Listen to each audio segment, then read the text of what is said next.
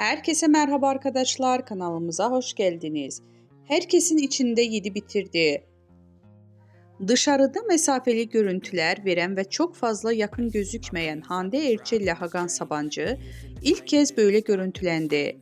Birlikte yurt dışında çıkan ünlü çift, Hakan Sabancı'nın herkesin içinde sevgilisine olan yakınlığı hayranları tarafından görüntülendi. Görüntüleri izleyen Erçel hayranları ise Hakan enişte Hande'yi yemiş. Hakan aşka geldi. Hakan biraz yavaş mı olsan yorumları yapıldı.